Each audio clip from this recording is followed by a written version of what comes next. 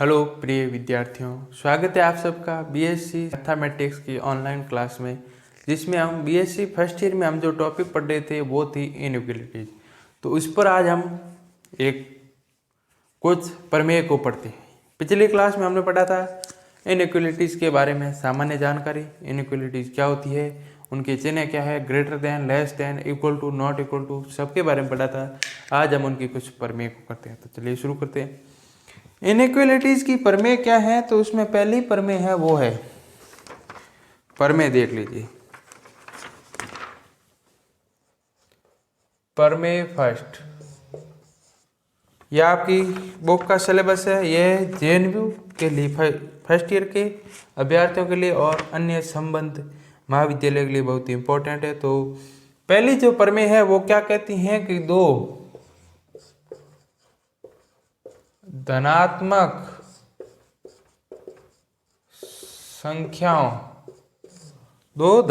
संख्याओं कोष्टक में वास्तविक क्या है, संख्या है, वास्तविक होनी चाहिए, वास्तविक संख्याओं के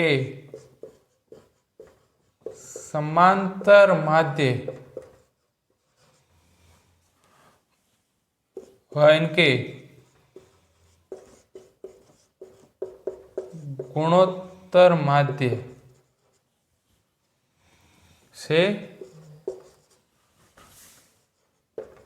बड़ा होता है।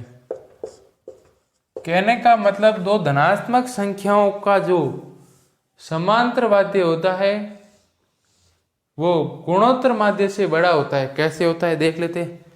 समांतर माध्य इनकी दो संख्याएं ए और बी ले ली हमने, इनका समांतर माध्य क्या होगा, ए प्लस बी अपॉन 2, और गुणोत्तर माध्य क्या होगा, ए बी का अंडर रूट। यानी कि ये जो ये मान है समांतर माध्य ये गुणोत्तर माध्य से बड़ा होगा। फर्स्ट प्रमेय यहीं पर होती है समाप्त। इसके बाद आती है दूसरी प्रमेय। वो प्रमेय है कि यदि दो धनात्मक संख्याओं का योग दिया हुआ है, यदि दो धनात्मक संख्याओं का योग दिया हुआ है हो तो इनका गुणनफल अधिकतम तब होगा जब दोनों संख्याएं समान हो। प्रमेय 2, थ्योरम 2। यानी कि यदि दो संख्याओं का गुणनफल दिए, यानी कि दो धनात्मक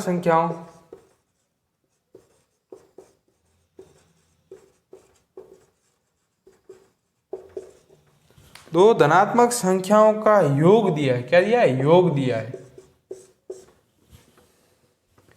तथा इनका गुणनफल अधिकतम तब होगा जब दो संख्याओं का योग दिया है, तो उनका गुणनफल अधिकतम तब होगा जब दोनों संख्याएं क्या हो, समान हो।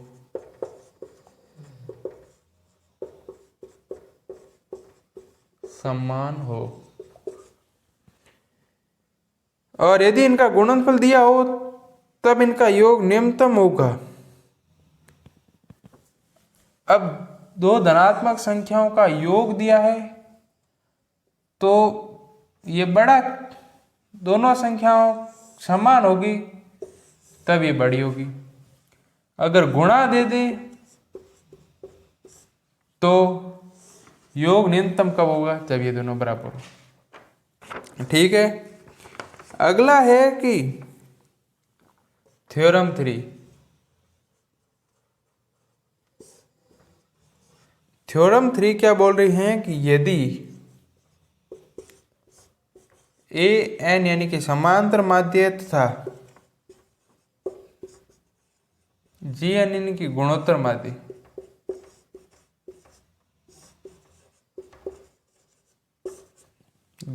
माध्य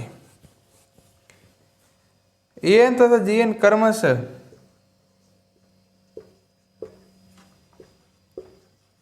एन धनात्मक संख्याओं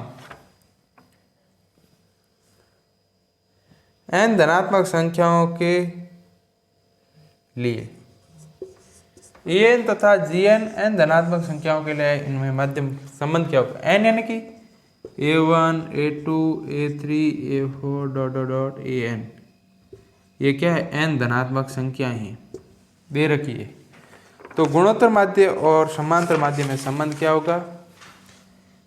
A1 plus A2 plus A3 plus A4 plus A5 plus AN बटे n है वो बड़ा होगा A1 A2 A3 dot dot dot AN की पावर 1/n से, यानी कि गुणोत्तर माध्य समांतर माध्य से बड़ा होगा। वही स्थिति। अब अगर इनके साथ कोई इसी की उप प्रमेय है, क्या है कि इनके साथ कोई P1 P2 P3 P4 का गुणा कर दे, तो जो समांतर माध्य P1 A1 P2 A2 P3 A3 P4 A4 P5 A5 Pn AN जो होगा वो होगा P1 plus P2 plus P3 plus Pn की योग के बराबर। जो गुण समांतर माध्य होगा वो बड़ा होगा P1 A1 P2 A2 P3 A3 Pn AN की पावर 1 बटे P1 plus P2 plus P3 plus P4 dot dot dot Pn की। ठीक है, समझ में आया? तो आगे हम इस पर एक क्वेश्चन कर लेते हैं। एक क्वेश्चन दे रखा है, आपकी बुक का ही है, कि ए बी और सी का योग है वो है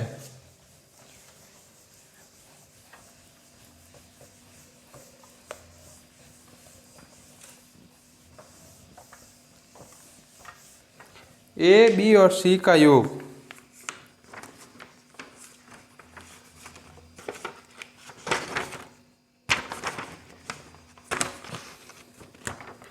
question if x plus Y plus Z equal to 1 है, देन तब सो यानी कि प्रूव करना है 1 minus X 1 minus Y 1 minus Z बड़ा होगा 8xyz। इसको प्रूव करने के लिए देख लेते हैं 1 माइनस एक्स 1 माइनस वाई और 1 माइनस जेड। इसमें से हम z को उधर पक्षांतर कर दे तो 1 माइनस जेड बराबर क्या होगा x प्लस वाई। x और y को हम दो संख्या ले लें तो उनका गुणोत्तर माध्य समांतर माध्य क्या होगा x प्लस वाई बाई 2। ये बड़ा होगा गुणोत्तर माध्य अंडर एक्स वाई से। अब इस दो को हम पक्षांतर करके उधर ले जाए सामने तो क्या होगा x प्लस वाई बराबर बड़ा होगा 2 अंडर एक्स वाई से। इसी प्रकार 1 माइनस एक्स कर ले तो यहाँ y प्लस जेड होगा। y प्लस जेड के लिए निकाले तो y प्लस जेड होगा वो इसी तरह क्या होगा बड़ा होगा 2 अंडर रूट वाई जेड से। और 1 माइनस वाई निकाले तो क्या होगा x प्लस जेड बचेगा। x प्लस जेड बड़ा होगा 2 अंडर रूट एक्स जेड के। अब हम x प्लस वाई की जगह 1 माइनस जेड कर दे, y प्लस जेड की जगह 1 माइनस एक्स कर दे और x जेड की जगह 1 माइनस वाई कर दे तो क्या होगा। तो ये जाएगा 1 माइनस जेड 1 माइनस वाई और 1 माइनस एक्स। ये बड़ा होगा क्यों होगा कल ही हमने पढ़ा था a1 a2 a3 बड़ा हो a1 b1 से बड़ा हो a2 b2 से बड़ा हो तो a1 a2 a3 का गुणा और योग b1 b2 b3 से बड़ा होगा। अब इन सब का गुणा किससे बड़ा होगा इनके गुणांक से, यानी कि इनकी जगह ये रखा है इनका गुणा करे तो दूसरी तरफ इनका गुणा होगा तो ये बड़ा होगा 2 under root X Y 2 under root Y Z 2 under root Z X. ठीक है, इसको कर देंगे 1 minus Z 1 minus Y 1 minus X बड़ा होगा। देखिए 2 का 2 से 4, 4 का 2 से 8, यानी कि 8। अब एक्स वाई और एक्स वाई क्या होगा, या एक्स और एक्स एक्स स्क्वायर, वाई और वाई वाई स्क्वायर, जेड और जेड जेड स्क्वायर, यानी कि X square Y square Z square होगा, उस पर अंडर रूट लगाएंगे तो स्क्वायर से अंडर रूट कैंसिल आउट, तो क्या बचेगा X Y Z, hence proof. इसी तरह एक और क्वेश्चन देख लेते हैं।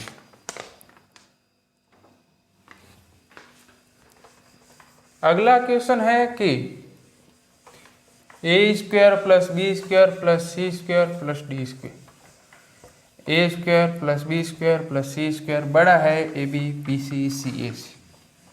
तो आपको सिद्ध करना है A square plus B, A cube plus B cube plus C cube बड़ा होगा।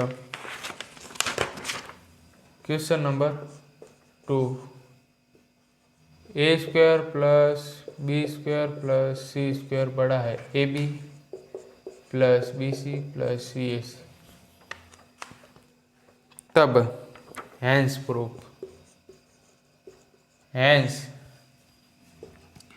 A cube plus B cube plus C cube बड़ा होगा ए बी सी, 3ABC। ठीक है, ये है आपका आज का अंतिम क्वेश्चन। तो पहले हम इसको ले लें, A cube plus B cube plus C cube minus 3ABC, इसका फॉर्मूला आपने पढ़ा होगा, क्या होता है A plus B plus C into A square plus B square plus C square minus A B minus B C minus C A होता है। अब देखिए, इससे तो आ गया ये फॉर्मूला होता है, इसको देख लेते हैं। A square plus B square plus C square बड़ा होगा A B plus B C plus C A. इसको हम क्या लिख सकते हैं, इसको इधर पक्षांतर करो, A square plus B square plus C square minus A B minus B C minus C A. अब इसको इसके दूसरी तरफ पक्षांतर करने पर चिन्ह में कोई परिवर्तित होगा, कुछ भी नहीं होता है, हमने गुणधर्म पढ़ा था। तो ये किससे बड़ा होगा, 0 से, ये सब इधर आ गया तो पीछे क्या बचा 0, ये 0 से बड़ा है, मतलब ये सेम है, ये भी 0 से बड़ा होगा। अब ये किसके बराबर है, इसके, तो ये पूरा 0 से बड़ा होगा, तो वापस इसको लिख दो 1 एंड इसको लिख दो 2। इक्वेशन फर्स्ट एंड सेकंड से क्या होगा, A cube plus B cube plus C cube minus 3ABC बड़ा होगा। अब इसकी जगह 0 है तो ये पूरा 0, ये 0 से बड़ा होगा। तो अब माइनस 3ABC को दूसरी तरफ पक्षांतर करेंगे तो क्या आ जाएगा, A cube plus B cube plus C cube बड़ा होगा ABC इंटू 3। ये हो गया हैंस प्रूफ। थैंक यू, धन्यवाद। अगर आप चैनल पर पहली बार है तो चैनल को कर ले सब्सक्राइब, वीडियो को लाइक करें, दोस्तों शेयर करें। Thank you.